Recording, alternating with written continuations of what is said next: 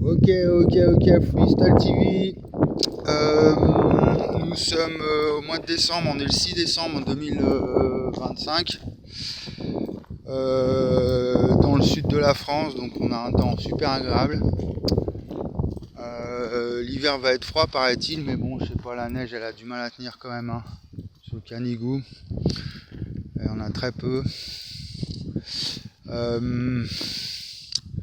Je vous avais promis une série de vidéos préparées, tout ça, avec des textes préécrits, voire avec du montage, mais en fait, on reste en mode freestyle, sans montage et sans texte préparé. Désolé, mais on fait comme ça pour l'instant, tant que je suis pas encore calé.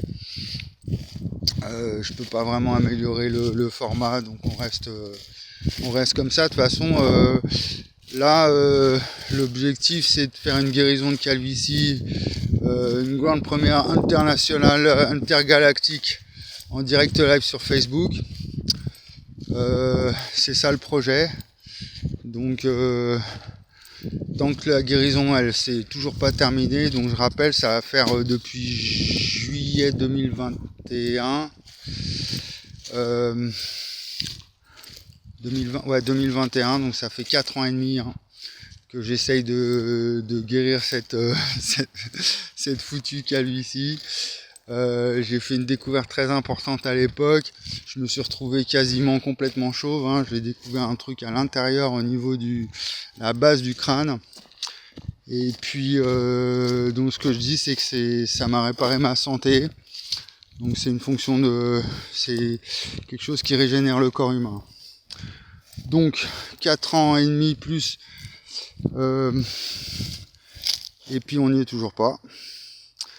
Alors là j'ai eu un petit commentaire hier sur une vidéo précédente, là pas celle d'avant mais celle de voilà, celle juste le 2 avant. Bon voilà, un gars qui m'a déjà provoqué une fois ou deux, et puis là il me sort mais tu vois pas que tes cheveux ils poussent pas en fait, c'est du fait que t'as jamais pensé à ça. Enfin bon.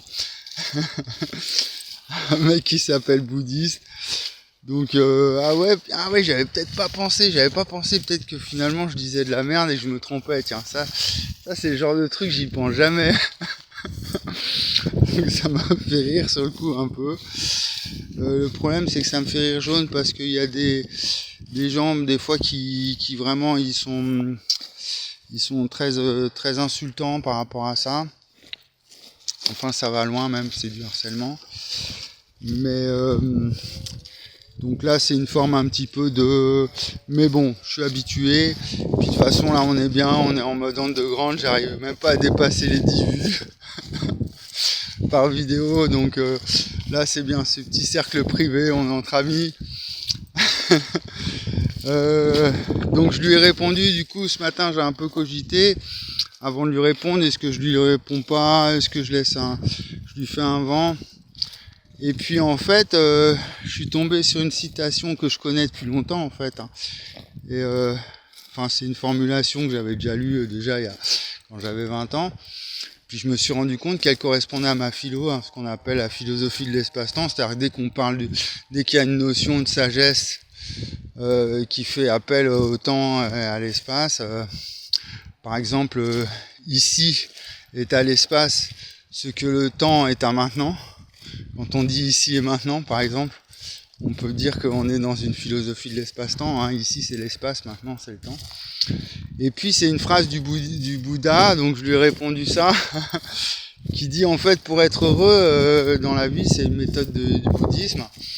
Il faut donc lâcher prise en fait, laisser ce qui appartient au passé. Donc le temps, c'est le temps au niveau du passé. Apprécier ce qui est, donc c'est l'instant présent, le fameux instant présent, hein, que beaucoup de spirituels font appel à ça.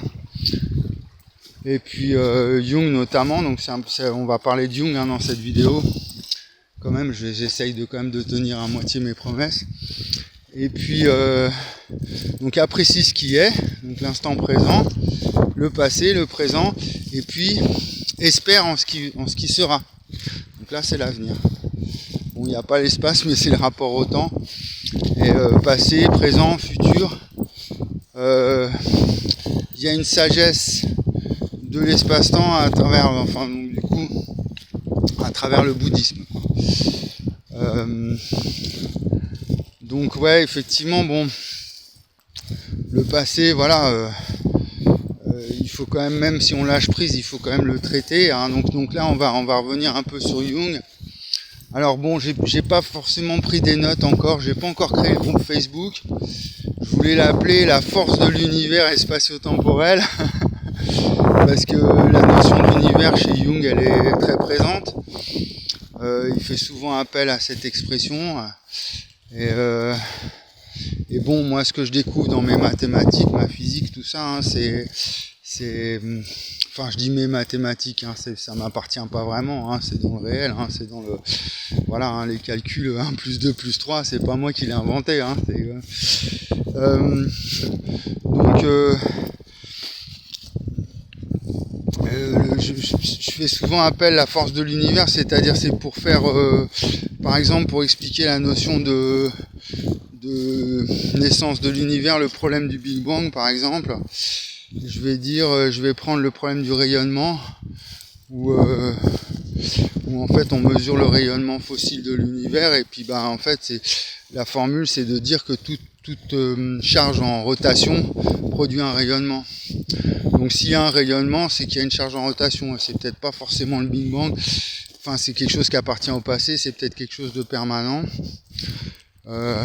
Donc si la charge est à l'espace, si on met l'espace-temps vraiment dans le fondement du tout, ce que la charge est à l'espace, ce que le temps est à la rotation. Donc je vous avais fait des vidéos comme ça en prenant une pomme pour revenir sur la métaphore de Newton, pour faire un Newton version 2.0. Non plus la pomme qui tombe, mais la pomme qui tourne sur elle-même en fait. Hein. Donc la pomme est à l'espace, que le temps est à la rotation de la pomme sur elle-même, et donc l'espace-temps c'est le rayonnement. Et effectivement, le rayonnement cosmique, il est dans le fondement de l'astrophysique. Hein. Vraiment, c'est quelque chose de, c'est l'énergie du vide, hein, même c'est les fluctuations quantiques. Hein. Donc enfin, quand je dis c'est-à-dire qu'il faut, après, c'est les experts, ils sauront de quoi je parle. C'est lié, on va dire. Donc voilà, on peut dire que le temps appartient au passé, si on reprend la phrase du Bouddha, parce que l'espace est au futur. Et l'espace-temps, c'est un peu le présent. Hein. C'est ce qu'on vit. C'est-à-dire qu'on vit que le présent, sachant que le présent, on peut jamais l'attraper, hein, parce que le temps, il s'arrête jamais. Il y a toujours tout est en mouvement tout le temps, donc on peut jamais l'attraper. Le passé, c'est pareil. À partir du moment où il est passé, il est toujours dépassé. Hein. Donc on peut jamais saisir le passé vraiment en tant qu'objet. C'est que de la mémoire en fait. Hein. C'est ça, c'est la base de la phénoménologie, quoi. Hein. Même quand on observe une feuille sur un arbre, le temps que la lumière elle arrive jusqu'à notre, la feuille elle a déjà changé de forme. Donc c'est ça le problème de la phénoménologie, hein. En philosophie chez Hume, tout ça. Et donc voilà. Et puis le futur, c'est pareil. Le futur, on peut jamais le saisir non plus, parce que on va vers lui, mais dès qu'on arrive vers lui, on y va avec le présent, donc on saisit, mais il y a toujours un autre futur qui intervient. Donc on voit bien que cette notion passé, présent, futur, n'écoutez surtout pas ce que raconte Guillemant, Garnier-Mallet, tout ça, ces mecs, Bobola, sur Nexus, tout ça, arrêtez de les écouter, ces mecs-là. Hein. Je les appelle des gourous de pacotille, mais en fait non, ils appartiennent au passé. Il faut arrêter tout ce merdier parce que c'est vraiment, ils vous lavent le cerveau en fait, hein, malheureusement. Donc voilà, essayons de raisonner de manière logique, hein, ensemble. Hein. on voit bien quand on dit on peut créer le futur, par exemple. Bon, bah non, le futur, si dans une seconde, je vais créer la seconde qui, hop, j'arrive, je suis au présent, là, hop, il y a une nouvelle seconde qui arrive, puis hop, il y a une nouvelle seconde, donc c'est pas moi qui vais créer la seconde. Hein, c'est pareil, c'est être dans l'instant présent, par exemple. Bon, bah, je suis dans l'instant, hop, il y a tout de suite, hop, il y a une seconde qui arrive, hop, il y a une seconde, qu'est-ce que vous voulez être dans l'instant présent? Puis le passé, c'est, hop, je reviens en arrière, hop, le passé, il est où? Ah non, attends, c'était, ah si, on peut sur un écran, mais on peut pas dans le réel, on peut pas, voilà. C'est ça, le problème, ça fait depuis très longtemps que je leur explique le truc, et puis bah ils sont toujours en train de tourner en boucle, les mecs, donc et puis ils me font passer pour un gogo là. Bref, revenons à Jung, parce qu'en fait, je vais vous dire, je vais prendre un ton un peu plus sérieux là, parce que bon, vous la voyez ma guérison là, quand même. Là, je suis, c'est-à-dire que là j'arrive, c'est une crête. C'est la crête du coq, hein. C'est la même, hein, qui arrive au bout. Je vous ai dit, c'est les 4 dents qui sont là, il y a 4 spirales, et en fait c'est les 4 étages de la pompe qui arrivent en haut. Elles s'alignent comme ça, elles font 4 spirales qui tournent à une vitesse, mais alors une folle. Et en fait elles sont reliées aux 4 dents qui sont là. Hein. Après elles tournent, ça fait une petite crête. Et c'est la crête de la poule et du coq. Hein. L'œuf est à l'espace que la poule est au temps, et voilà, l'œuf et la poule. Donc, je suis à la crête, mes cheveux blancs, hop, ils sortent, tac, le lendemain, ils sont noirs, donc j'ai aucun cheveu blanc. Je rappelle que je suis né en 74, hein, j'ai 52 ans dans 6 mois. Donc, pareil, les poils blancs là, qui arrivent sur la barbe. Bon ben petit à petit, déjà les poils ils ressortent, les poils de barbe ils ressortent, hein, tout. J'ai une barbe qui est complètement complète, alors j'avais des trous de partout. Il manquait, ça poussait plus. Et puis bon, selon mes calculs, à la fin tout est noir. Hein. C'est-à-dire j'aurai la barbe noire et j'aurai plus aucun cheveu blanc et plus de poils blancs sur la barbe. Selon mes prédictions. Toute séance est prédictive, hein, je rappelle, j'ai appelé une série de vidéos comme ça, c'est pas de la prestidigitation ou la prédiction de comment on appelle ça, de prophète, hein. C'est pas une prophétie, hein, c'est vraiment une approche rigoureuse et méthodique. Donc, et puis surtout, bon, ils sont très denses, ils sont touffus, ils sont tout doux, tout lisse, tout neuf, quoi. Voilà. Donc, tout fin, tout beau. Voilà. Je fais jamais de shampoing, rien, je me douche une fois par mois. Voilà, j'essaie d'y aller plus souvent et je me douche au savon de Marseille. Bon, là, j'y suis allé mardi, on est samedi, voilà. Il n'y a pas de... J'utilise aucun shampoing, rien, juste du savon de Marseille. Voilà. Donc il faut finir la crête là. Puis on va y arriver. On va y arriver. Donc en fait, ce que je voulais vous dire, c'est imaginer, parce que ça va être ça en fait, le défi en fait que je vais lancer aux internautes, enfin à toute la planète, hein, à tous mes auditeurs. Ça va pas être, c'est pas compliqué, je vais dire bon, si moi j'y suis arrivé, alors attention, il faut mettre quand même faire beaucoup de précautions, hein, dans ce que je vais dire. Je veux pas non plus justement tomber dans la prophétie et faire un espèce de donner un espoir comme ça, complètement alléluia, quelque chose qui va nous sauver, alors que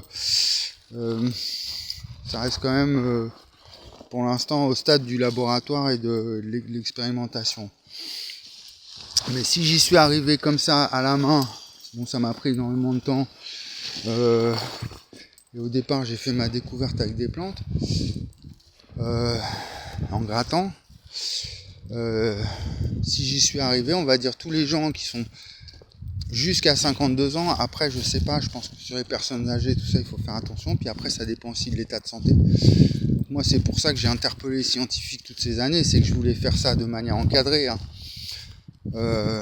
avec une équipe de scientifiques qui puissent me suivre, qu'on puisse faire ça dans un protocole pour faire attention, parce que bon, moi j'ai réparé, j'avais des petits problèmes de colonne, c'est vrai que quand il m'a refait mes dents, ça m'a à la base comme ça, quand il a refait à la racine, c'est des dents qui me manquaient carrément.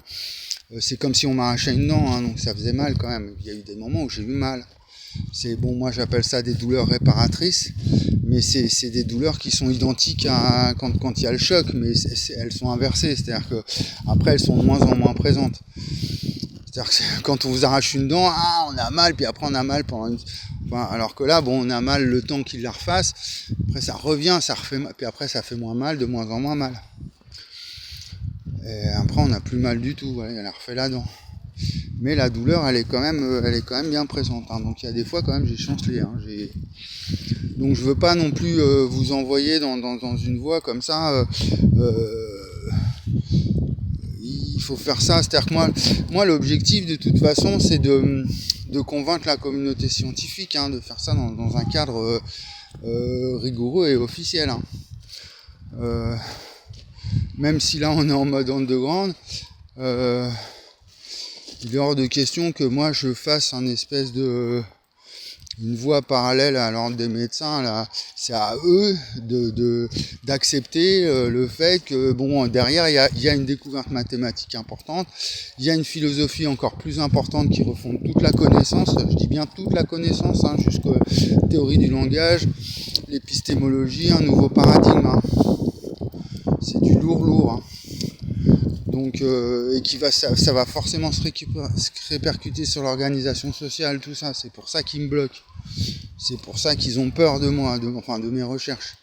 Parce que moi, je suis inoffensif en tant que tel. Sauf quand je pète mes gueulantes, des fois, j'ai des actes d'incivilité quand j'en peux plus. Mais sinon, je suis vraiment pas. C'est vraiment ce que je découvre qui fait flipper tout le monde parce que voilà, on s'y attendait pas. C'était pas écrit nulle part. On va parler il va y avoir plein de prophéties à tous les niveaux. On va parler des énergies de la 5e dimension. Bon, il y a plein de théories New Age, en veux-tu, en voilà, mais personne avait prévu, même dans les textes bibliques sacrés, qu'on allait découvrir un truc dans le corps humain qui refonde la connaissance, qui refonde les mathématiques. En guérissant la calvitie, c'était pas du tout, c'est ce que nous apprend Morin, d'affronter l'incertitude. Parfois, il y a des événements qui arrivent et bon, c'est pas, personne n'avait prévu le truc. Donc même pas moi, franchement, dans mes recherches, je vous dis, il y a 5-6 ans de ça, moi il a dit que je répare ma santé, je guéris de la calvitie, je vous aurais pas cru. Donc j'ai été le premier surpris. Mais bon, voilà, imaginons, voilà le défi, imaginons que dans 5 ans, je vous laisse la même durée que moi ça m'a pris, dans 5 ou 10 ans, on va dire toute l'humanité, c'est-à-dire que imaginons que tous les scientifiques s'y mettent, qu'on prenne vraiment le truc au sérieux, et qu'on se dise, d'accord, ok, et que toute l'humanité,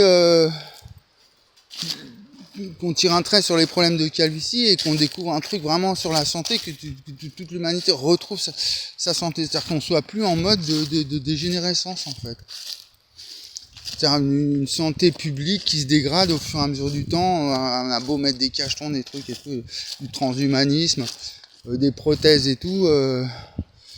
Moi je parle vraiment de quelque chose d'intérieur, qui appartient à la nature.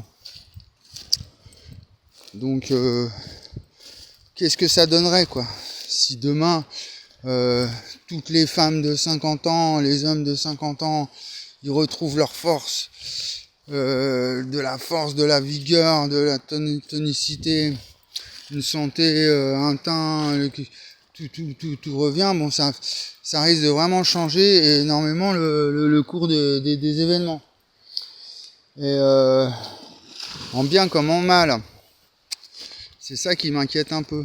C'est-à-dire que moi j'ai vu ce que ça m'a fait sur mon organisme, enfin sur mon psychisme, le fait de récupérer sa santé. On se sent, on a envie de bouffer le monde. Hein. On reprend le goût à tout, on a envie de de refaire, de conquérir donc déjà l'humain, il a trop de puissance, toute sa puissance qu'il a avec toute sa technologie, toute sa connaissance, tout son passé, tout son historique. Toute sa culture, il a tendance à être, même plus que tendance, il respecte rien, il est trop il ravage tout un peu, il est dans un manque de respect. Donc si demain on redonne un plein potentiel à l'humain, on lui redonne une santé de feu et tout, un truc qu'il avait jamais compris dans la nature et tout, qui lui redonne une santé de malade, qu'est-ce qui risque de se passer? Donc moi, j'essaye plutôt de projeter sur le long terme, de dire on va peut-être pouvoir voyager dans l'espace, faire des choses vraiment, réparer les problèmes d'environnement, j'essaie d'être un petit peu, mais je connais l'humain et ça risque d'amplifier en fait les phénomènes qui se déroulent déjà actuellement, c'est-à-dire je pense que c'est le mythe du surhomme qui va se réaliser, mais le problème, si on se sent conscience n'est que ruine de l'âme, on connaît le truc, on le vit actuellement d'ailleurs avec les dérives transhumanistes et tout, c'est carrément ça. Hein. Donc si on fait n'importe quoi avec mes découvertes, n'importe quoi dans le sens où les égos vont se gonfler, les gens vont se sentir encore plus puissants qu'ils se sentent déjà actuellement, alors que avec la technologie, tout ça, avec l'argent, la puissance, les mecs qui ont des bateaux, des avions, des machines et tout, ils en peuvent plus, ils se la pètent dès qu'ils ont une grosse bagnole et tout, et ils se prennent pour le roi du monde. Alors si en plus on leur redonne leur santé et tout ça, bon, ça risque de... Pareil, les militaires et tout ça, tous ceux qui sont dans le conflit, dans la haine et tout, dans la domination, ça risque d'être vraiment problématique. Donc du coup c'est pour ça que là ces derniers temps j'ai dit bon, puis quand j'ai vu aussi à quel point quand j'essaye de transmettre un espoir autour de moi, en retour il y a une espèce de phénomène de peur, de violence, de quelque chose d'obscur qui on va dire quelque chose de la part sombre de l'humain qui émerge un peu.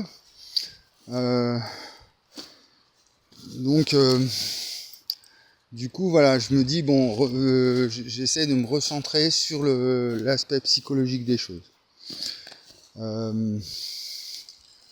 C'est-à-dire guérir le corps, oui, mais il va falloir guérir l'esprit aussi. Et puis parce que bon, je le vis à travers moi-même. C'est-à-dire que même si j'ai guéri mon corps, mon esprit il est quand même bien abîmé. Pas simplement du fait de mon histoire personnelle, mais parce que on vit une modernité qui est violente, qui nous abîme. Le monde moderne, voilà,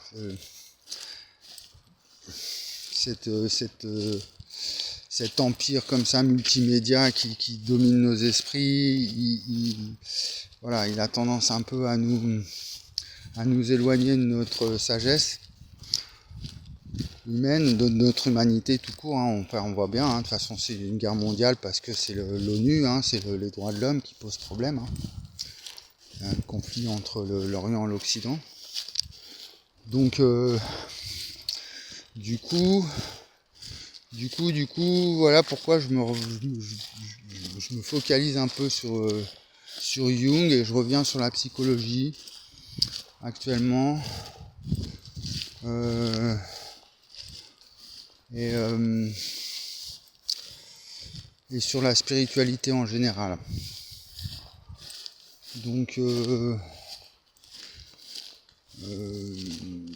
peux pas, donc j'ai écouté là ces dernières semaines, j'ai écouté énormément de vidéos. Je lis très peu parce que j'ai encore des problèmes un peu de vue, mais justement c'est la question que je me pose, est-ce que ça va me réparer ma vue, parce qu'après 50 ans logiquement on perd la vue un peu, Et je me demande vraiment si cette guérison, elle va me redonner une vue, ou là, si c'est au niveau neurologique que ça se passe, le vieillissement des neurones de la vue, qui nous rend un peu... parce que j'ai toujours eu une très bonne vue jusqu'à maintenant. Et là, je vois un petit peu flou quand ça manque de lumière et tout, mais j'ai l'impression quand même, en arrivant au bout comme ça, là, ma vue s'améliore. Donc on va voir. Bref, j'écoute beaucoup de vidéos sur Jung. C'est très intéressant.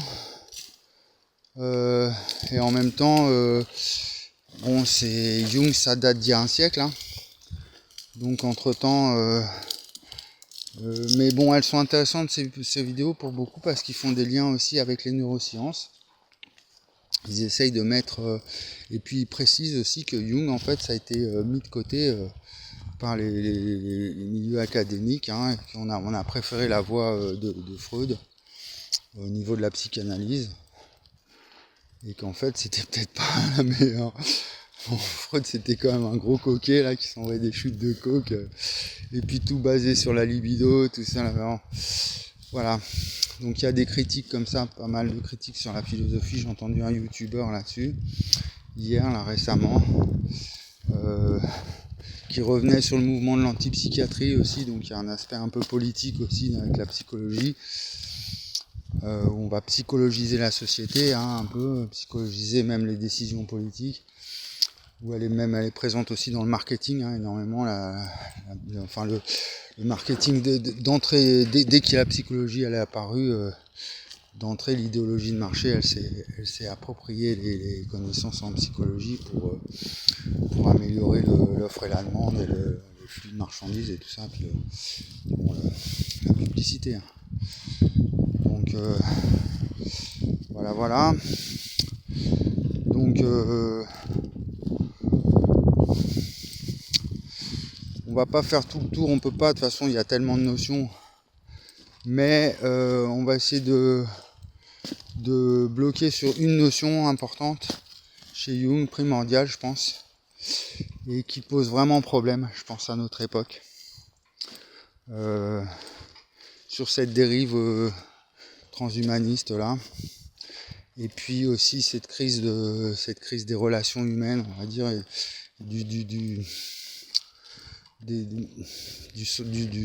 des relations hommes-femmes en fait, où on a quitté complètement la morale, enfin surtout dans les pays occidentaux, là, les pays riches, où la morale du couple, où on se marie par obligation, un peu par contrainte sociale, et on restait ad vitam aeternam, on se mariait devant Dieu, et puis on se séparait pas, il n'y avait pas de divorce. Bon, aujourd'hui je crois qu'il y a deux cas de mariage sur 3 qui finissent par un divorce, donc c'est plus de la moitié. Et puis dès qu'il y a un enfant, je crois que c'est encore plus que ça. Dès que le couple il met un enfant au monde, boum, il y a je crois que c'est ça, 2 chances sur 3 qui se séparent. Donc bon, et puis on voit bien aussi, bon voilà. Il y a tout le monde peut le voir, peut le reconnaître autour de lui, les relations hommes-femmes et les relations de couple, ou même bon voilà même les relations entre individus, ça pose beaucoup de problèmes. Donc on va essayer de traiter de cette question. Je vais traverser la route avec mes chiens, je fais une petite pause, et puis on va essayer de traiter cette question de façon un peu originale, hein, du coup. Avec ma découverte physiologique, mathématique, on va essayer de faire un lien un peu, un melting pot. Enfin, melting pot, c'est pas le bon terme. Une synthèse un peu de cette notion anima, animus. Donc, je crois animus c'est l'homme et anima c'est la femme. Hein. Enfin, c'est le côté féminin, l'aspect féminin de l'individu. Donc, dans le principe d'individuation, on a une part anima et une part animus chez Jung. Et donc moi, j'avais sorti cette expression-là, j'avais dit l'homme est à l'espace ce que le temps est à la femme. La masculinité est à l'espace ce que le temps est à la féminité. Donc on va essayer de travailler un peu là-dessus. Je fais une pause et puis on arrive tout de suite. Ok. Donc avant de commencer aussi, je voulais dire que j'ai vu une petite émission de La Tronche en Biais là dernièrement ce matin sur une critique du wokisme par des évangélistes, enfin théologiens, en passant par la théorie évolutionniste, qui tenait un discours en fait en disant que le wokisme c'était une sorte de mutation, une dérive. Rocky il attaque le taureau. Non mais t'es trop petit Rocky, le taureau il est bien plus petit. Vas-y, bouffe-le. Il y a deux gros taureaux là, magnifiques. Bref, on ferme la pause animalière. Les animaux, franchement, alors je ferais peut-être... attendez, je finis, parce que je parle dans tous les sens. Oui, donc attention. Moi je me méfie à la fois du wokisme en tant que tel, parce que derrière je sens l'idéologie, hein, c'est une vraie idéologie dangereuse du transhumanisme, qui veut nous emmener dans une voie enfin dangereuse, vraiment, parce qu'il n'y a pas de bioéthique derrière quand on voit l'état de l'écologie, du traitement de la nature et de la culture en règle générale. Les opérations, je trouve ça complètement hardcore qu'ils proposent. C'est pendant qu'il y a des pays où un homosexuel il va se faire condamner à mort ou enfermer à vie. Nous, en Occident, on va manifester pour avoir des opérations à 40 000 balles où on va se faire couper la bite, enfin, ou de faire des faux sexes avec des morceaux de cuisse. C'est abominable. Et puis en même temps, donc moi je me méfie énormément de cette dérive-là. D'autant plus ça me touche personnellement parce que dans ma famille, voilà, j'ai mon neveu, ma nièce qui sont dans ce truc. Et puis en même temps, c'est ça où il faut savoir penser correctement, hein, dialectiser ça, j'ai l'impression qu'on oublie vraiment ça, on sait plus faire, hein. On sait plus on sait plus penser correctement, dialectiser les choses. Et donc à l'opposé, la critique du wokisme, elle est aussi tout aussi dangereuse parce que c'est des retours à des visions, c'est eugénistes, hein, carrément, hein, selon La Tronche en Biais. Comment il s'appelle déjà ? Merde, j'ai un trou, je sais plus son nom. Je suis le présentateur de cette émission, mais voilà, il explique ça très bien. Que c'est un peu un retour, un comeback, des thèses eugénistes où au XVIIIe siècle on disait que les pauvres, genre c'était un peu des déchets. C'est ce qu'on a. En fait, c'est les théories du darwinisme social, quoi. En fait, ce qu'on appelle le darwinisme, comme si il y avait une sélection naturelle qui se faisait à travers le processus historique de l'humain, alors que c'est quand même, quand on est biologiste, on fait ou évolutionniste, on arrive à faire la part des choses, hein, entre vraiment ce que c'est que le darwinisme pour de vrai. D'ailleurs, la théorie de Darwin n'a jamais été la sélection du plus fort, hein, c'est pas du tout ça. Hein. C'est une méconnaissance c'est bien plus fin que ça en fait. Hein, il y a le hasard qui intervient et puis c'est des adaptations en fonction de l'environnement et des événements qui se passent. C'est bien plus voilà. Donc de pas tomber dans des dérives d'une part comme d'une autre, et donc et puis sans stigmatiser donc les homosexuels, mais en gardant quand même une approche critique d'une sexualisation de la société, hein. On voit bien quand même à partir du moment où il y a eu internet, le porno s'est généralisé, il y a eu un impact quand même, hein, sur les individus et les comportements humains. Donc du coup, on va essayer d'intervenir un peu. Qu'est-ce que je voulais dire d'autre ? Je sais plus, je me rappelle plus. En introduction. Donc déjà, je voudrais partir sur un truc solide. C'est au niveau du gène. Ce qui différencie un homme d'une femme, ils ont le même code génétique, on a tous un code génétique différent, mais on va dire de l'humain, c'est le même profil de code génétique, mais il y a un bout, on va appeler ça XX et XY, c'est-à-dire qu'il y a un petit bout, un tout petit bout, toute petite différence entre l'homme et la femme. Il y en a un c'est XX et l'autre c'est XY.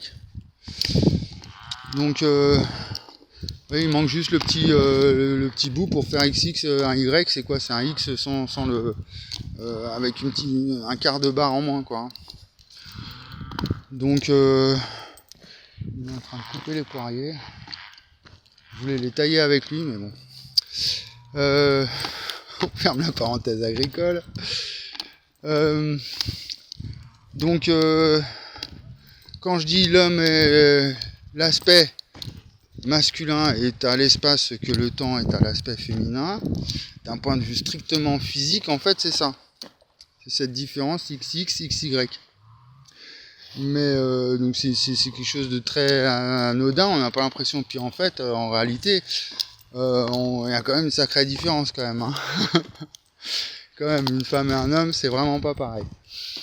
Et pourtant, cette toute petite différence génétique, elle va créer, dans la littérature, hein, dans nos vies, hein, puis même, hein, c'est la base de la reproduction. Donc c'est une puissance phénoménale. Puis le sentiment amoureux, l'attraction, l'accouplement, tout ça, c'est quelque chose de... Donc, ce couplage homme-femme, donc moi je l'associe, je dis c'est une différence espace-temps en fait. Hein. C'est ça que je veux dire quand je dis l'homme est à l'espace, ce que le temps est à... Enfin, l'aspect masculin est à l'espace, ce que le temps est à l'aspect féminin des choses. C'est ça, c'est une différence spatio-temporelle, hein, un peu comme donc en physique, là, hein, sur le niveau de l'oscillateur harmonique. Je vous l'avais expliqué un petit peu, hein. Espace-temps, le mouvement, cause du mouvement, ce que j'ai découvert. Ce serait ça. Et donc ce serait la cause du mouvement, donc on peut voir l'accouplement, effectivement, c'est le mouvement, bon, un couple, mais c'est le mouvement, oui, de l'un vers l'autre. C'est aussi vraiment une généralisation, c'est pas forcément homme-femme, quoi. Hein. C'est aussi, par exemple, dans la grammaire, c'est je suis au temps, ce que tu es à l'espace, et il, la troisième personne, donc première personne, deuxième personne, troisième personne, du singulier, et il, le pronom impersonnel, et l'espace-temps. Ils ont, pareil au pluriel, nous sommes autant ce que vous êtes à l'espace, ils, elles sont l'espace-temps. Donc quelque chose de très fondamental comme ça dans la nature, qui permet la reproduction des humains entre eux. Donc oui, on est tous issus d'un homme ou d'une femme jusqu'à maintenant. Il y a des spermatozoïdes, un ovule, donc un spermatozoïde. Donc on a tous en nous, forcément, celui qui va dire je suis un homme 100% mâle, ou celle qui va dire je suis une femme 100% femelle, bon, elle est issue d'un père et d'une mère.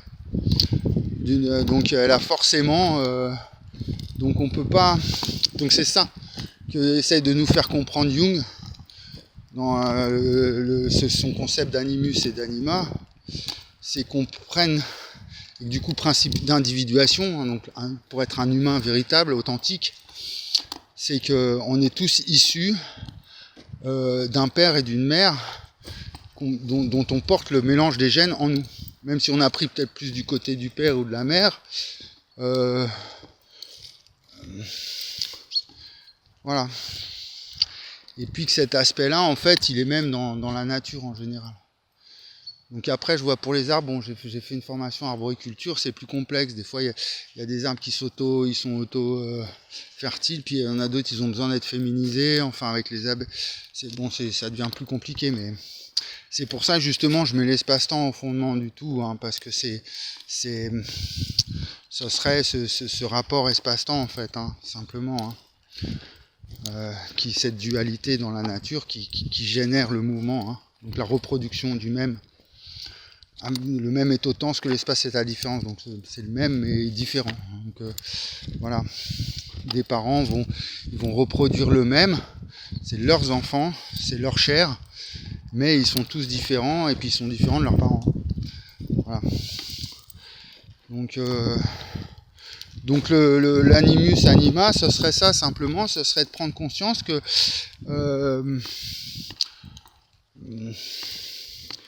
même si notre esprit, ouais, c'est ça, c'est de comprendre que notre esprit, lui, il appartient au grand tout, à l'espace-temps. Donc il est neutre, il n'a pas forcément de... C'est un esprit qui va calculer, par exemple, 1 plus 2 plus 3, hein, c'est le symbole de notre canal. Que vous soyez un homme ou une femme, alors peut-être qu'il y a des facultés chez les hommes, ils ont plus, moins statistiquement, de facultés de calcul, ou l'inverse, où les femmes elles sont plus rationnelles sur certains trucs, enfin bon, ça j'ai au niveau neurologique, tout ça, parce que l'évolution fait que bon voilà, on a développé certains trucs, mais c'est un esprit désincarné qui pense, qui raisonne, qui calcule. C'est quelque chose de complètement désincarné. Mais pour qu'il puisse... Donc l'esprit est autant, c'est une de mes maximes fondamentales, hein. C'est les toutes premières de 2012. Ce que l'espace est au corps, à la matière, il faut qu'il s'incarne dans un corps, et il a le choix entre X, Y. Hein. Enfin XX ou XY. Hein. Donc il a le choix entre homme, femme, homme, femme, homme, femme, homme, femme, homme, femme, féminin, masculin, féminin, masculin. Ou un peu des deux. Enfin, c'est-à-dire que voilà. C'est pour ça que... Ah bah non, il y a les hermaphrodites, il y a le mélange des deux et tout. Mais ouais, mais bon, il n'y a pas un troisième genre en fait. Donc en fait, ce serait au niveau psychologique, ce serait de comprendre que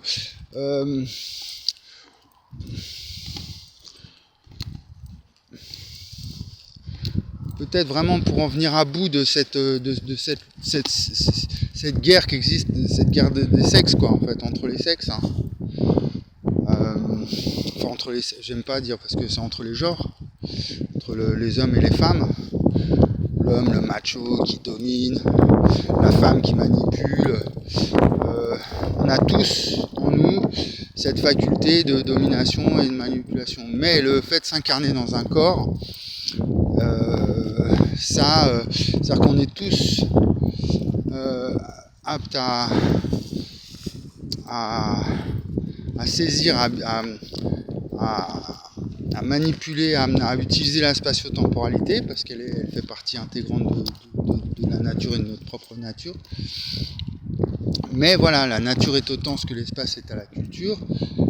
Quand ça se manifeste à travers le corps, bon bah là, ça s'incarne dans le corps, et là on est conditionné du coup hein, par notre naissance. Alors, si j'ai un message à dire aux transhumanistes, c'est de dire, si vous arrivez vraiment à modifier le gène d'une personne, sans laisser de traces en plus, hein, et de transformer un homme en femme, mais vraiment en modifiant XX, XY, tous ces gènes qui soient transformés en XX, bon bah là peut-être d'accord, on y arrivera. On pourra effectivement proposer un changement de sexe, de genre. Mais là, on est dans une logique artificielle et de boucherie. C'est un peu comme le problème de l'intelligence artificielle, hein, où on parle de l'intelligence artificielle, mais non, hein, elle est pas... C'est juste de l'intelligence machine, c'est pas de l'intelligence humaine qui remplace l'humain. C'est ça l'intelligence artificielle, bref là je dérive. Donc restons là-dessus. C'est de dire que l'aspect anima animus, en fait, ce que dit Jung, c'est qu'on prenne conscience de notre humanité totale, toujours totale, on appartient au grand tout, à toute la spatiale, donc ça va plus loin que même que l'humanisme, hein. C'est vraiment un universalisme, hein. C'est parce que les animaux, la nature aussi, elle est confrontée à ce phénomène, même la matière, et que du coup Du coup, tant qu'on s'identifie à notre corps uniquement, puis il y a le persona aussi, donc c'est la personnalité publique, hein, c'est ce qu'on montre sur Facebook, là c'est notre apparence qu'on montre quand on se présente au travail ou dans la rue ou tout ça. Donc il y a ça, il y a mais en tout cas au niveau du genre, bon, je pense que c'est notre époque, c'est ce qu'elle essaye de montrer justement, c'est que bon bah voilà, il suffit de hop, un mec, on le transforme un peu, on lui fait bonjour, on lui fait là, on le transforme en meuf en deux, puis pareil pour une nana, on arrive très facilement à en faire un mec,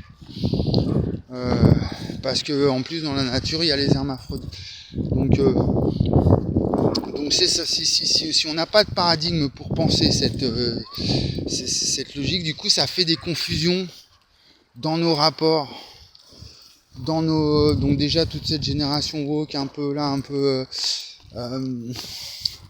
qui sait plus trop,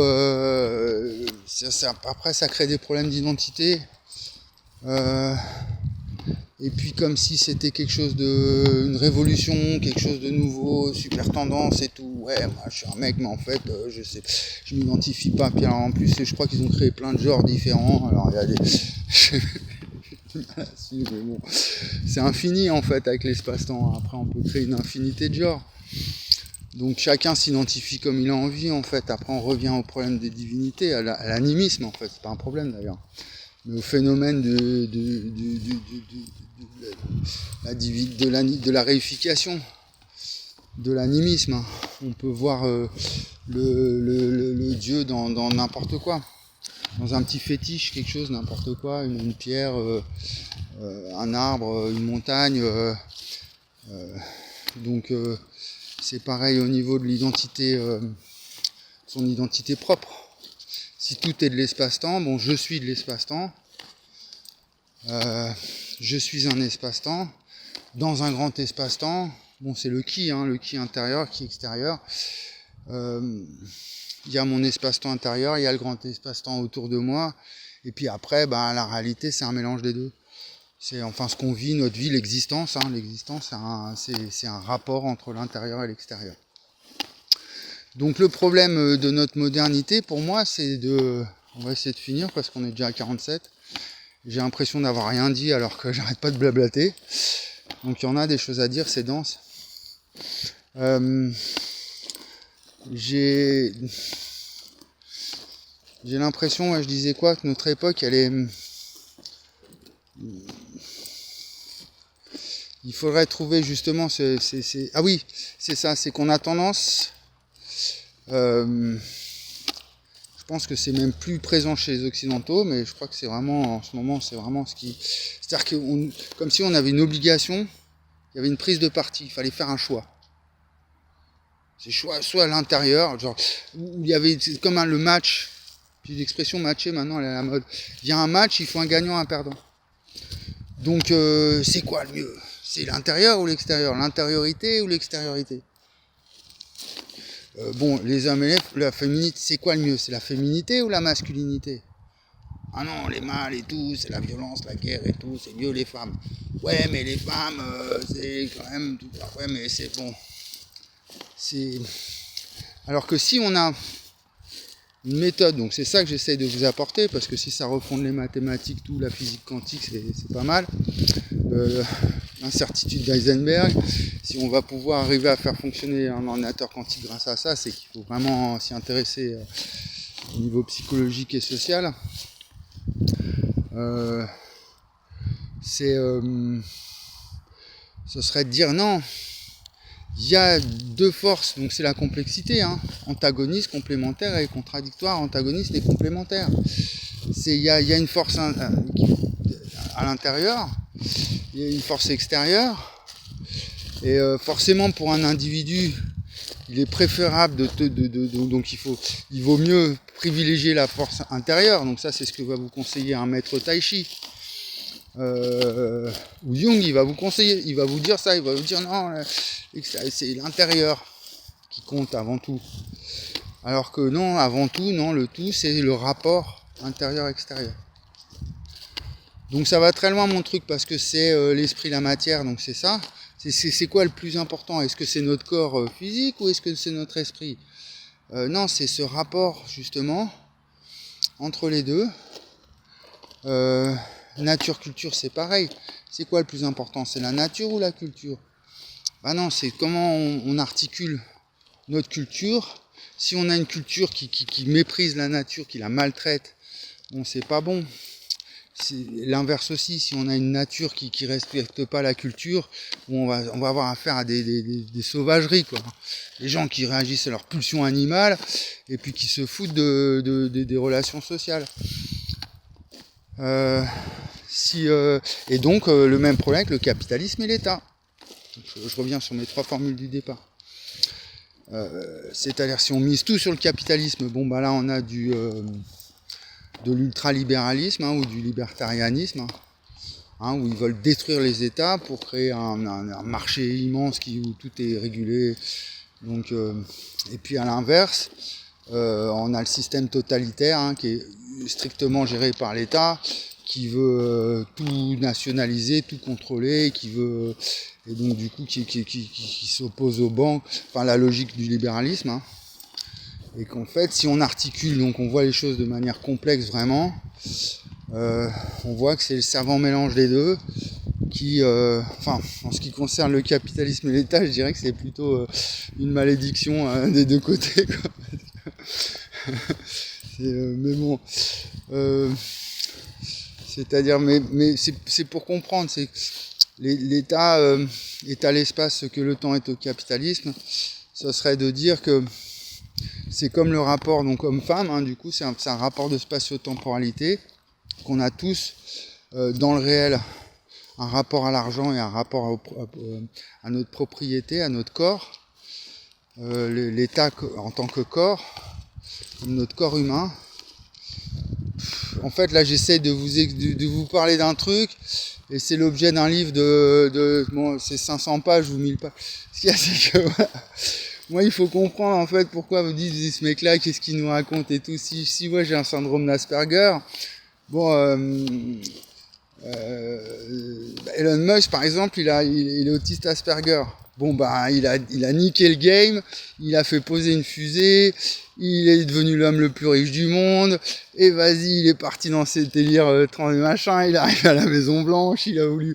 Bon, c'est ça les Asperger, ils sont capables de faire des trucs, ils font des trucs de malade, personne n'arrive à le suivre, mais eux, ils réalisent des exploits, quoi. Donc c'est pour ça que bon, je comprends, vous êtes sceptique sur ma guérison, sur ma philo, sur mes maths et tout ça, mais voilà, je me suis jamais fait dépister, mais j'en suis carrément sûr à 98% parce que je vois pas d'autre explication. Donc voilà. Donc si j'ai pas écrit, c'est-à-dire que là en ce moment j'essaye de m'y remettre un peu et je repars sur mes 3 premières formules, donc le esprit, matière, nature, culture, état, capitalisme, et j'essaye d'établir, on va finir là-dessus, ouais ça fait 1 heure déjà, j'essaye d'établir une sorte de hiérarchie en fait, l'anarchie est autant ce que l'espace est à la hiérarchie, donc bon, si j'ai une vision spatiale, c'est-à-dire qu'il y aurait tout en haut, il y a vraiment l'esprit, la matière, c'est-à-dire l'esprit dans le sens le mouvement, et la cause du mouvement, l'esprit, et puis le mouvement en tant que tel, la matière. Donc là on est dans la physique fondamentale, les accélérateurs de particules, la cosmologie, l'astrophysique, voilà, les sciences vraiment, la biologie moléculaire, comment ça se passe, le mouvement, la relativité, Einstein et tout. Si on descend un peu plus, on arrive dans le rapport nature-culture, donc là comment ça se manifeste vraiment de façon un peu moins abstraite au niveau physique. C'est que là c'est notre environnement, c'est les arbres, les nuages, le ciel, les montagnes, voilà la nature, notre nature propre, les animaux, et la culture, comment les cultures aussi, les animaux ils ont leur culture, les arbres ils ont leur culture. Un champ on peut dire c'est une culture, hein, même, donc même la nature elle a sa propre culture, hein, vraiment quand je parle de la nature et autant ce que l'espace c'est la culture, c'est vraiment la culture de façon très large, pas simplement la culture humaine. Et puis si on descend encore un peu plus dans le concret, là on arrive avec l'état et le capitalisme. Donc en fait c'est l'état et le capitalisme, c'est comme si je pense que c'est-à-dire j'ai commencé par résoudre le conflit entre Marx et Bakounine, hein. C'est-à-dire c'est vraiment arriver à l'émancipation de l'humanité, hein, comment le progrès, l'industrie, la modernité, le progrès humain, vers quoi elle devait nous emmener. Et bon, selon moi, c'est la conquête des étoiles. Donc c'est l'émancipation humaine dans le sens où on arrive à 8 milliards, 10 milliards, puis après on fait quoi? Un grand génocide, on fait péter la planète? Non, on s'arrête pas, on continue. C'est la conquête de l'espace-temps par l'humain.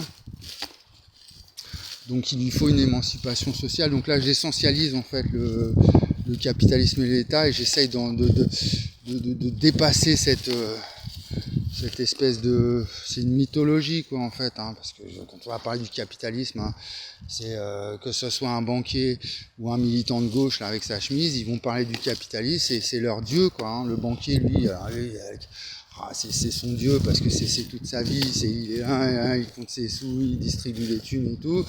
Et puis le marxiste c'est pareil, oui le capitalisme, j'ai fréquenté les milieux marxistes, je peux vous dire que c'est pas triste, hein.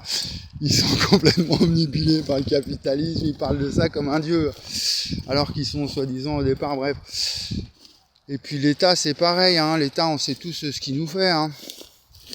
On connaît tous les problèmes avec l'État, hein, les radars automatiques, les trucs, les taxes et tout, au secours, hein. Donc tout ça, il faut qu'on arrive à dépasser tout ça, toute cette aliénation.